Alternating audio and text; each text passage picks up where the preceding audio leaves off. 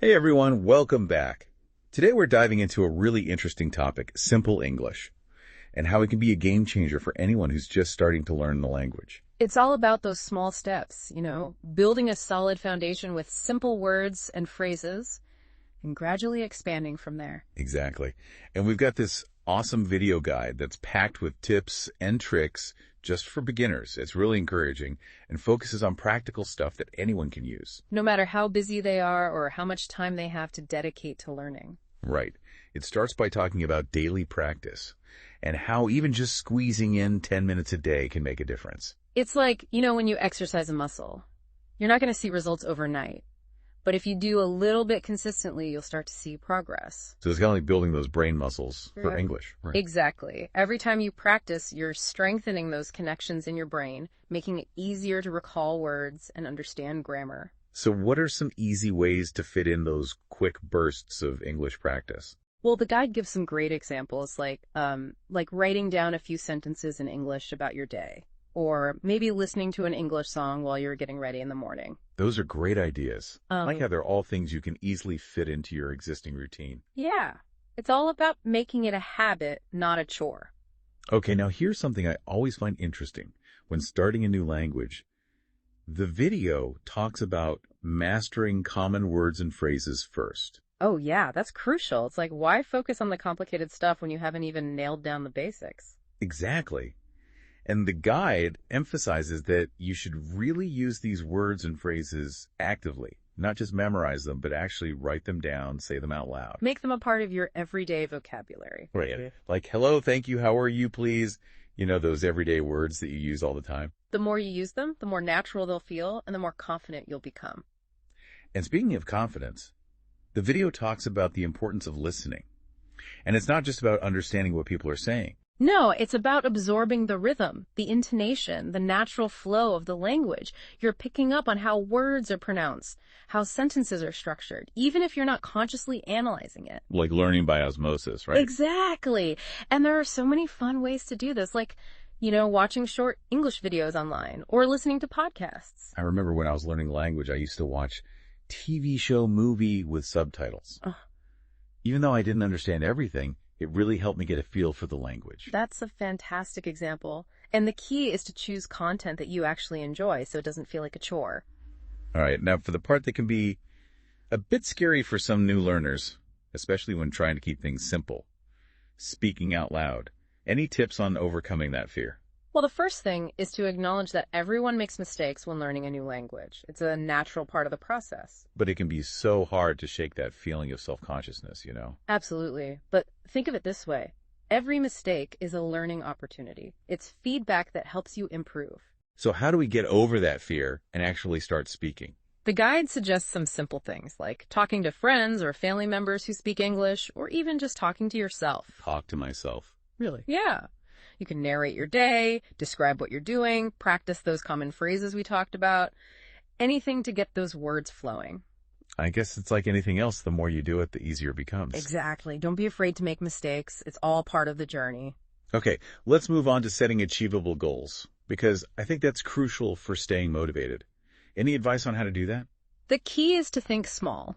Instead of saying, I want to be fluent in English, break it down into smaller, more manageable steps, like learning 5 new words each week, or maybe having a short conversation in English with a friend once a month. I find that when I have those little wins, it keeps me motivated to keep going. Exactly. It's like those milestones on a long hike that give you something to look forward to and celebrate along the way.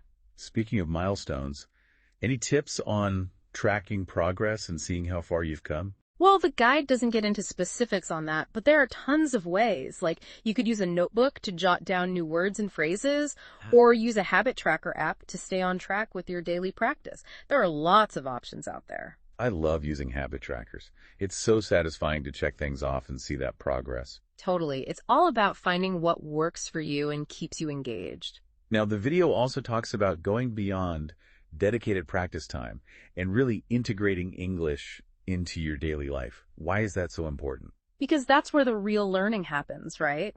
It's one thing to practice in isolation, but it's another to actually use the language in the real world. The guide gives some great examples like writing your shopping list in English or trying to read signs and menus. Even just changing the language settings on your phone or computer to English can make a difference. It's like immersing yourself in the language as much as possible. Exactly. And, it makes learning feel less like studying and more like a natural part of your day. That's a perfect transition to the next point, which is all about embracing mistakes as learning opportunities and making regular review a habit. Yeah, it's kind of like two sides of the same coin. Mistakes are inevitable, but they show us what we need to work on, and then regular review helps solidify that learning. It's like we need to water those brain muscle seeds we planted earlier. Exactly. And there are so many ways to review, reread notes, listen to audio again, even just mentally go over what you've learned. It's all about finding what works for you. I'm a big fan of flashcards for reviewing vocabulary. What about you? Flashcards are great. I also like to re-listen to audio recordings or have conversations to practice speaking. The key is to find what resonates with your learning style. Right, because we all learn differently. Now, before we wrap up this part, I want to touch on something that runs throughout the entire video. Staying positive and celebrating those wins, no matter how small. Oh yeah, that's huge. Learning a new language can be tough, so it's important to acknowledge how far you've come and celebrate those milestones, even if they seem small. And it's also important to have a support system, right? Absolutely. Whether it's a friend, family member, online community, or language exchange partner, having people to share your journey with can make a world of difference. It's like having your own personal cheer squad. Exactly. It can really help keep you motivated and on track. Awesome. Okay, I think it's time for a quick break, but stay tuned, because when we come back, we'll explore even more practical tips for making English a part of your life in simple and enjoyable ways. See you soon. And we're back, ready for more simple English tips. One thing that really stood out to me in this video, it's how it emphasizes finding the joy in learning. It's so easy to get bogged down in just trying to reach fluency that we forget to actually enjoy the process. Oh, absolutely. It's like anything else, right? If you're not having fun, you're less likely to stick with it. Exactly. And that consistency, that's really the key to making progress. It reminds me of something I've been working on lately. The video talks about not being afraid to ask for help, which can be tough, I know. It can be. I think a lot of people feel like they need to figure everything out on their own, but asking for help is actually a sign of strength, not weakness. Totally. And it can save you so much time and frustration. Right. The guide reminds us there are so many resources out there. Dictionaries, grammar websites, language exchange partners, even just friends or family who speak English. Yeah, sometimes just talking it out, even if it's just voicing a question out loud, can help you see things more clearly. It's like having a sounding board, right, Yeah. to get different perspectives. Exactly. But even with all the resources and support in the world, we still have to put in the effort. And that brings us back to that core message. Consistency is key. It really is. It's the thread that runs through all these tips and strategies we've been talking about. Daily practice, regular review, integrating English into your life, embracing mistakes. It's that steady effort over time that really makes the difference. The guide compares it to building a muscle. The more you use it, the stronger it gets. What stands out to you as a listener about this consistency idea? What are some small changes you can make in your daily life? It doesn't have to be anything huge, right? It's more about finding a rhythm you can sustain. I think that's so important. Finding what works for you and your lifestyle. Now, before we move on, I wanted to share a little trick I've been using. The video didn't explicitly mention it, but I found it really helpful for staying consistent. Oh, I'm all ears. Tell me. It's all about scheduling specific time each day for English practice, like an appointment on my calendar that I can't miss. Ah, the power of routine. I love that. Yeah, it takes the guesswork out of it and prevents those I'll do it later moments, which often turn into never doing it. I also try to combine it with something I already enjoy, like listening to a podcast while I walk or watching an English show while I cook dinner. That's so smart. It makes learning feel less like a chore. What are some activities you already enjoy that you can maybe add some English practice to? Ooh, that's a great question for our listeners to think about. Right. Maybe you love music. Try listening to some English songs and see if you can understand the lyrics. Or if you're on social media, maybe follow some English-speaking accounts. There are so many possibilities. It's really about finding those creative ways to weave English into your everyday life. And speaking of which, there's this really interesting concept the video brings up, thinking in English. Now that might sound a bit daunting, especially when you're just starting out, but the guide encourages us to start shifting our internal monologue, to to start thinking about our day, our surroundings, even our thoughts and feelings in English. It's like training your brain to operate in a whole new language. Exactly. And it doesn't have to be perfect. Ah. The point is to get your brain used to processing information in English. The guide suggests starting small, like maybe you think about what you're going to wear in the morning in English, or describe what you see on your walk to work. What are some other ways people could try this out? You can mentally label objects around you in English, or think about your to-do list in English. Even have little silent conversations with yourself in English. Exactly. Make it a regular habit, even just for a few minutes a day, and you'll be surprised how quickly it becomes more natural. We've talked about so many practical tips today, from daily practice and setting goals to embracing mistakes and having fun. But before we move on, I wanted to share one last thought that wasn't explicitly mentioned in the video, but it's something I found so valuable in my own language learning journey. Okay, I'm intrigued. What is it?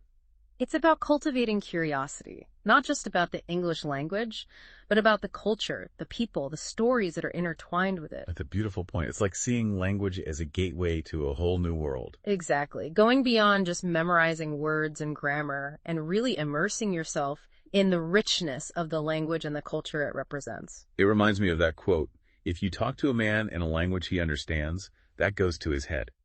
If you talk to him in his language, that goes to his heart. Powerful, right?